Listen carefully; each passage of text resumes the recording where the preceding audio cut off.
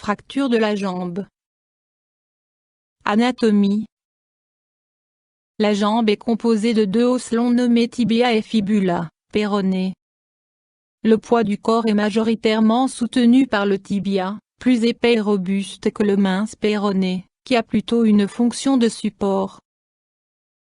La tête du tibia forme la superficie articulaire inférieure de l'articulation du genou. Un prolongement du tibia vers le pied forme la malléole médiale, malléole interne ou malleolus mediali. Quant au péroné, grâce à sa partie inférieure, il forme la malléole latérale, malléole externe ou malleolus laterali. Ensemble, le tibia et le péroné forment l'articulation de la cheville, qui relie la jambe au pied.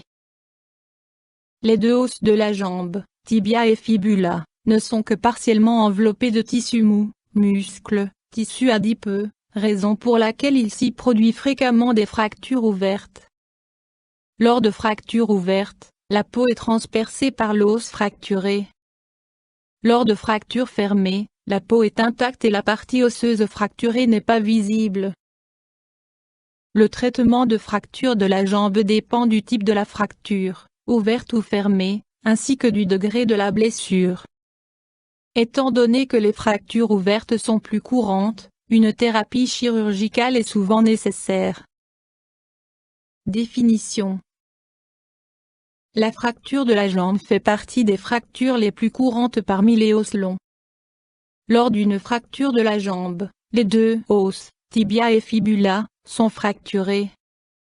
Dans le cas d'une fracture isolée d'un des deux os, il est question de fracture du tibia ou, en l'occurrence, de fracture du péroné. Cause. Le plus souvent, une fracture de la jambe est due à un traumatisme tel qu'une chute, une activité sportive, souvent lors de chutes de ski ou de cheval, au foot, au hockey sur glace, etc., ou lors d'accidents de la route, blessure en moto, impact frontal ou piéton fauché par un véhicule. Si les os sont fragiles, comme cela est souvent le cas chez les personnes âgées, lors d'ostéoporose ou de métastases osseuses, des fractures peuvent survenir d'elles-mêmes ou lors de chocs minimes. Troubles, symptômes. Douleur. Tuméfaction. Épanchement sanguin. Mobilité réduite et douloureuse. Fracture ouverte, blessure avec os fracturé visible. Fracture fermée, la peau est intacte, parfois malposition de la jambe ou emplacement de la fracture palpable. Éventuellement trouble de la sensibilité du pied. Autre forme de fracture de la jambe. Fracture simple, l'os est fracturé à un seul endroit, il n'y a donc que deux fragments osseux fracture à coin, l'os est fracturé à coin en trois fragments osseux fracture complexe, trois fragments osseux au plus. Examen, diagnostic. Le récit du déroulement et du mécanisme de l'accident. Lors d'une fracture fermée, le déroulement de l'accident et les symptômes, voire ci-dessus, permettent de poser le diagnostic de la fracture. Lors d'une fracture ouverte ou malposition flagrante, la fracture de la jambe est immédiatement reconnaissable. Examen physique. Examen de la fonction des vaisseaux sanguins et des nerfs. Lors d'une fracture fermée, le médecin se doit d'exclure une complication fréquente et redoutée, nommée le syndrome d'éloge. Le syndrome d'éloge résulte d'une tuméfaction ou d'une hémorragie dans le tissu environnant, provoquant une augmentation de la pression dans le tissu et causant donc des lésions nerveuses ou vasculaires. Il s'agit d'une urgence, qui se doit d'être tout de suite traitée chirurgicalement. Les signes cliniques du syndrome d'éloge sont de fortes douleurs intenables, accompagnées d'une sensation de pression ou de tension, ainsi que des troubles sensoriels de la peau dans la jambe concernée. Imagerie. Radiographie de la jambe, pour confirmer la fracture de la jambe. Radiographie du genou et de l'articulation de la cheville, pour exclure d'éventuelles blessures collatérales. L'imagerie par résonance magnétique, IRM, lorsque des blessures du tissu mou, muscles, nerfs, vaisseaux sanguins, sont suspectés, éventuellement une tomodensitométrie, scanner, lors de fractures complexes dans l'optique d'une planification chirurgicale. Options thérapeutiques.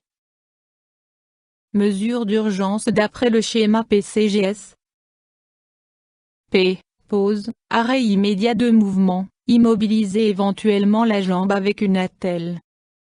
G. Glace, uniquement en cas de fracture fermée, réduit la tuméfaction et l'épanchement sanguin ainsi que la douleur. C. Compression, un bandage compressif doit être appliqué lors d'hémorragie. S. Surélévation de la jambe. Traitement conservateur, chez le médecin. Les fractures fermées, qui ne sont pas ou que peu déviées dans leur axe d'articulation, peuvent être traitées sans intervention chirurgicale. Traitement conservateur, par immobilisation avec plâtre pendant plusieurs semaines. Cependant, de par l'immobilisation du patient et du risque accru de complications, P. Exemple la thrombose et le raidissement articulaire, l'intervention chirurgicale est préférable. Intervention chirurgicale. Les fractures complexes, fractures avec malposition articulaire ou plusieurs fragments osseux, et les fractures ouvertes nécessitent une intervention chirurgicale. Selon la localisation de la fracture, des vis, des plaques et des clous chirurgicaux sont utilisés. Il est fréquent qu'une fixation moyennant des fixateurs externes soit nécessaire, notamment lors de fractures ouvertes. De plus, les blessures collatérales éventuelles, lésions nerveuses ou vasculaires, blessures du genou ou de l'articulation de la cheville, nécessitent une opération. Traitement ultérieur. Physiothérapie. Quelques jours seulement après l'intervention chirurgicale, une physiothérapie peut être débutée et la jambe partiellement sollicitée. Contrôle de l'évolution de la guérison au moyen de radiographies régulières. Vis, plaques et clous sont enlevés au cours d'une deuxième intervention chirurgicale après guérison complète de la fracture. YouTube Dr Alabé.